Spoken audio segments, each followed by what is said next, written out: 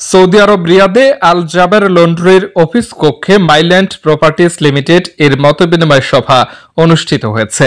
আল Jaber লন্ড্রির sales manager Roman খান এর সভাপতিত্বে Mile End properties limited কোম্পানির এমডি রফিকুল ইসলাম এর সঞ্চালনায় প্রধান অতিথি ছিলেন মাইল্যান্ড প্রপার্টিজ লিমিটেড কোম্পানির ভারপ্রাপ্ত চেয়ারম্যান বিশিষ্ট রাজনীতিবিদ ইসহাক সরকার।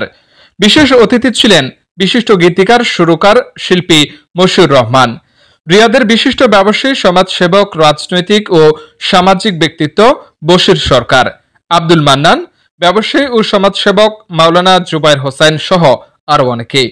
সভাপতির বক্তব্যে জনাব রোমান খান বলেন, সততার সাথে যৌথ ব্যবসা করতে পারলে আমরা প্রবাসীরা বিনিয়োগের মাধ্যমে সোনার বাংলা গড়তে পারব, যা ইতিমধ্যে রেমিটেন্স দিয়ে প্রমাণ করেছে প্রবাসীরা।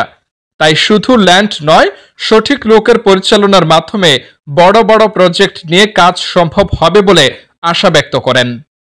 করবে এই লোকগুলির এই হাড়ভাঙ্গা খাটুনি শেষে এই লোকগুলির পয়সা নিয়ে খাবে, ছেলে বাচ্চা কি বলে সংসারে খরচ করবে, আত্মীয় স্বজনকে খাওয়াবে, এটা তো মনে হয় না আমার দ্বারা, আমি তো এটা চিন্তা করতে পারি না।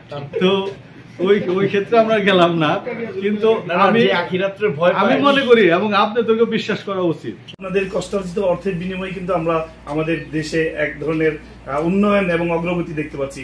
এই জন্য আল্লাহর দরবারে শুকরিয়া আদায় করি এবং আপনাদেরকে সেলুট এবং ধন্যবাদ জানাই। প্রবাসী আমরা সবাই আছি অনেকদিন ধরে। আমি 96 সৌদিতে আসছি।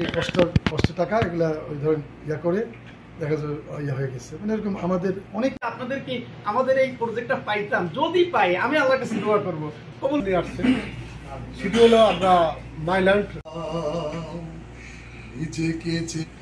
তোমাকে চেনার তুমি তৌফিক দাও, সরল